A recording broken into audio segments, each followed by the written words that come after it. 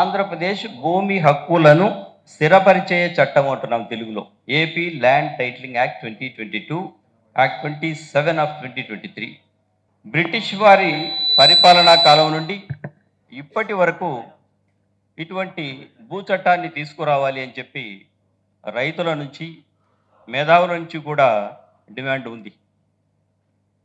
భూ వివాదాలకు చెక్ పెట్టాలని, నిజమైన భూమి యజమానులకు తమ ఆస్తిపై పూర్తి హక్కును కల్పించాలని, దశాబ్దాలుగా అపరిష్కృతంగా ఉన్న లక్షలాది భూ వివాదాలకు పరిష్కారాలను కనుగొనాలని అన్ని ప్రభుత్వాలు కూడా గతంలో ప్రయత్నం చేశాయి. చాలా ప్రభుత్వాలు, కేంద్ర రాష్ట్ర ప్రభుత్వాలు.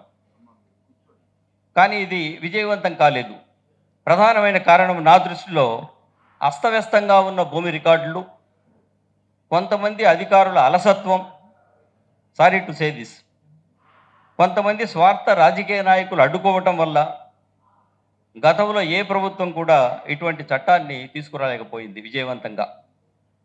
కానీ వైఎస్ జగన్మోహన్ రెడ్డి గారి నేతృత్వంలోని ఈ ప్రభుత్వం అన్ని అడ్డంకులను అధిగమించి సాకసోపేతమైన నిర్ణయాన్ని తీసుకొని ఈ భూ హక్కుల చట్టాన్ని అమల్లోకి తీసుకొచ్చింది.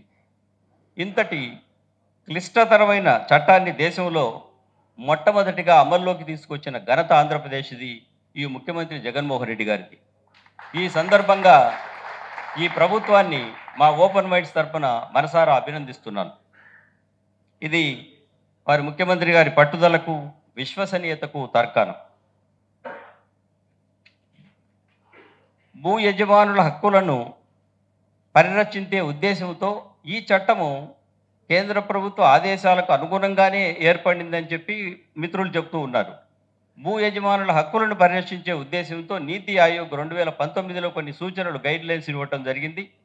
దానికి అనుగుణంగా ఈ ప్రభుత్వం అసెంబ్లీలో బిల్లును ప్రవేశపెట్టి కేంద్ర ప్రభుత్వానికి పంపటం, అది తిరిగి అనేక అవాంతరాలను ఎదుర్కొని చివరిగా 31 అక్టోబర్ 2023 ఒక చట్టంగా రూపొందించి ప్రజల ముందుకు రావటం జరిగింది.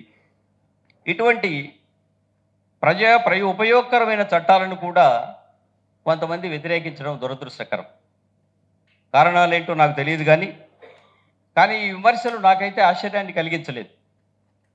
ఎందుకంటే చరిత్రను తిరగేస్తే సమాజ దశను మార్చే విప్లవాత్మకమైన చట్టాలు ఎప్పుడు వచ్చినా కూడా అవాంతరాలను ఎదుర్కొన్న ఈ చట్టాలన్నీ కూడా అన్ని కాలాల్లోనూ కూడా బాల్య వివాహాలను వ్యతిరేకించడం, వితంతు వివాహాలను ప్రోత్సహించడం ఉదాహరణకు చెప్తున్నాను. ఇటువంటి వాటిని కూడా ఒప్పుకోలే, మొట్టమొదట వ్యతిరేకించారు. సంఘ సంస్కర్తలైన వీరేశలింగం పంతులు, గురజాడ అప్పారావు, రాజా రామ్మోహన్ రాయ్, ఈశ్వరచంద్ర విద్యాసాగర్ వీళ్ళందరూ కూడా సమాజం నుంచి ప్రతిఘటన ఎదుర్కొన్న వాళ్ళు ఏదో ఒక టైంలో. గాంధీజీ సిద్ధాంతాలను కూడా నాడు ఈ రోజు కూడా వ్యతిరేకిస్తున్న వాళ్ళు కూడా ఉన్నారు. కానీ వీటన్నిటినీ కూడా అధిగమించి ప్రజల ఆమోదం పొంది అవి చట్టాల రూపంలో తర్వాత రావటం కూడా జరిగింది. కాబట్టి అలాగే ఈ చట్టం కూడా ప్రజా ఆమోదంతో, ప్రజా ప్రయోజకరమైన చట్టం కాబట్టి ప్రజా ఆమోదంతో తప్పక ఇది ప్రజల మన్నలను పొందుతుంది అని చెప్పి నేను భావిస్తున్నాను. అంతేకాకుండా పెద్ద చట్టాల గురించి మాట్లాడుతున్నాం. ఈ ప్రభుత్వము విద్యా, వైద్య రంగంలో ప్రవేశపెట్టిన సంస్కరణలు, సంక్షేమంపై పెడుతున్న ఖర్చును కూడా కొంతమంది మేధావులు, విద్యావేత్తలు, ప్రతిపక్ష రాజకీయ పార్టీ నాయకులు విమర్శించడం చూస్తూ ఉన్నాం. ఇది ఈ చట్టంపై నా విమర్శలు రావటం అనేది పెద్దగా ఆలోచించవలసిన అవసరం కూడా లేదు. ఇటువంటి చట్టం మీద చిన్న చట్టాలని వ్యతిరేకిస్తున్నారు, చిన్న సంస్కరణలని.